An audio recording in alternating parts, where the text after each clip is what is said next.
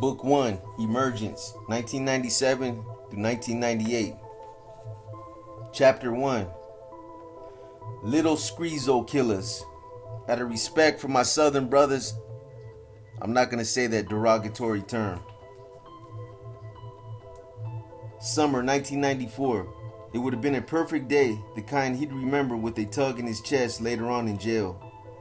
Gardener sizzling on the grills, oldies blasting their smooth poetry of one true love, and the little kids chasing each other around grown-up legs. Little Mondo wanted to kick it while he could, but he couldn't.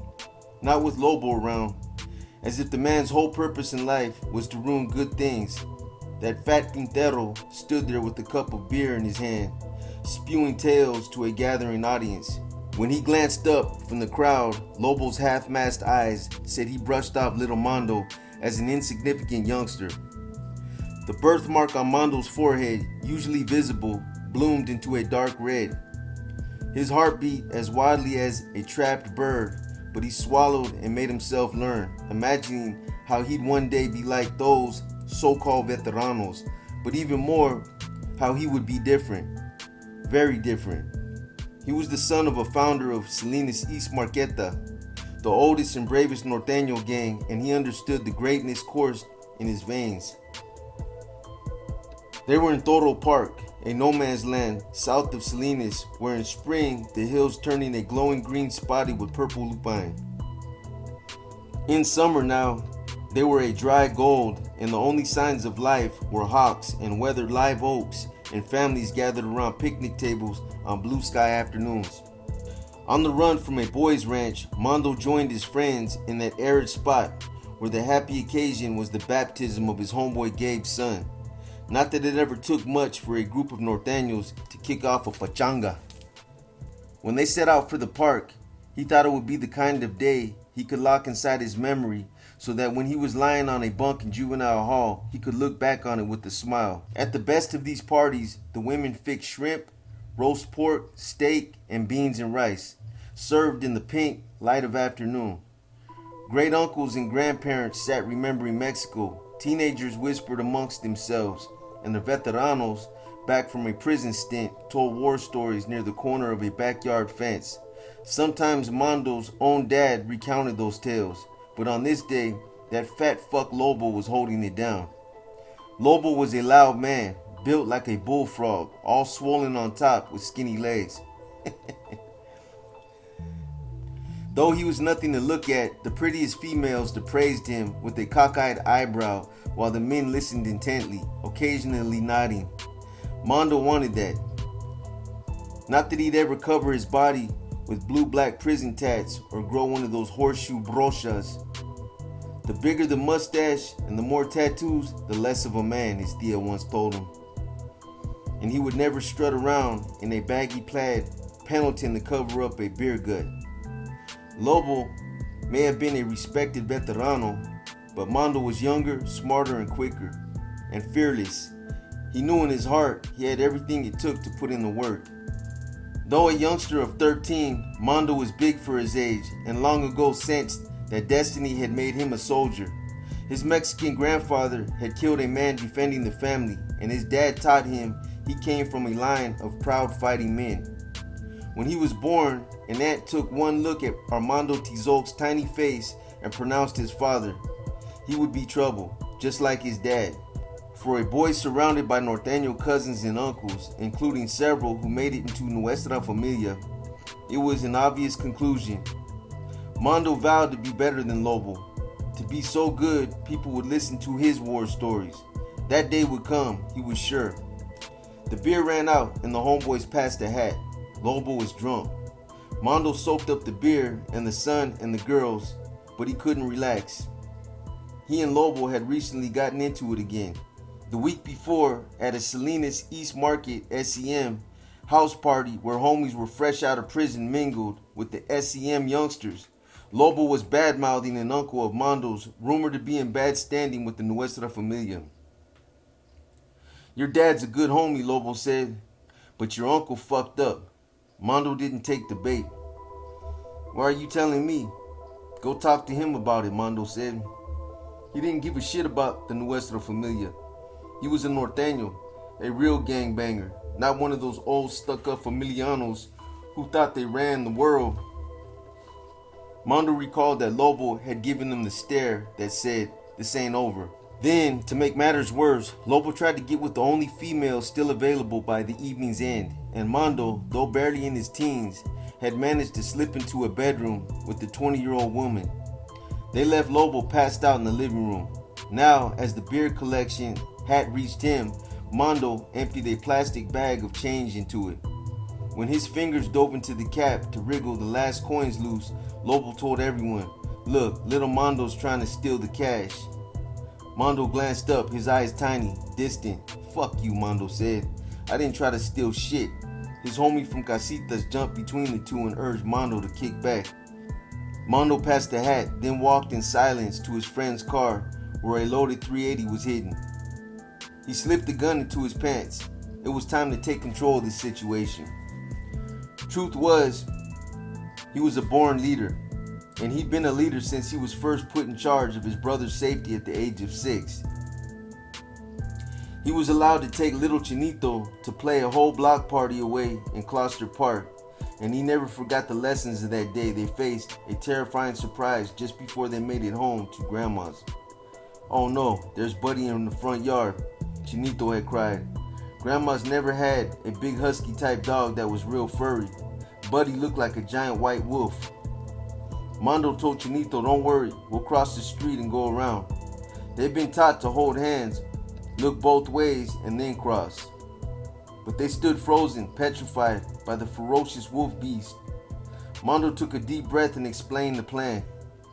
"We're going to have to run real fast across the street," he said. "On the count of 3, we gotta run real fast. Okay." They held hands, and on 3, they sprinted as fast as they could, trying to steer around Buddy, and all the while screaming at the top of their lungs. Buddy charged straight at them. Chinito tripped and fell down. Mondo didn't know what to do. He kept running.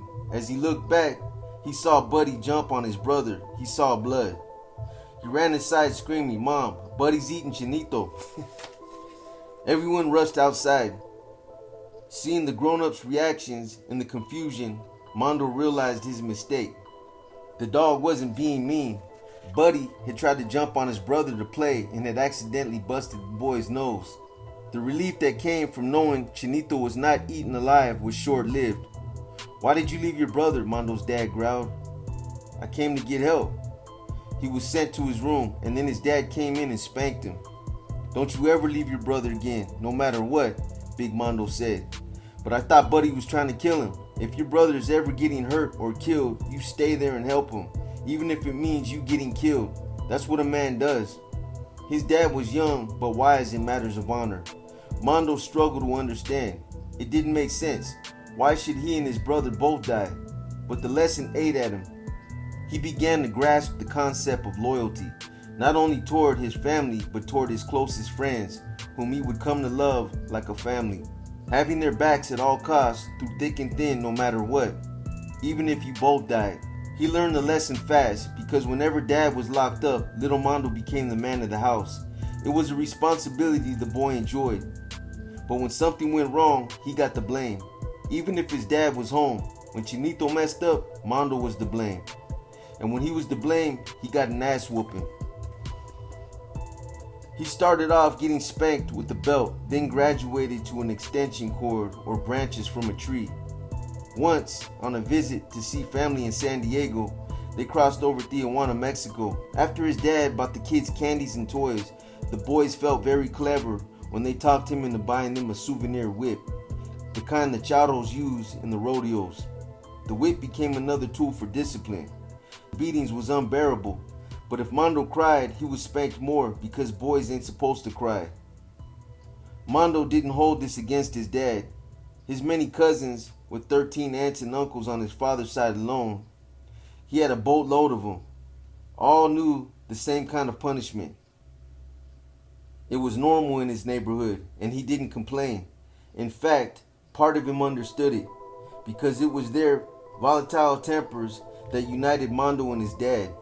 Sometimes Mondo found himself slipping across a thin line into a rage so pure and consuming it made him cry uncontrollably, and the faint birthmark on his forehead would turn so red with blood you'd think it was about to catch fire.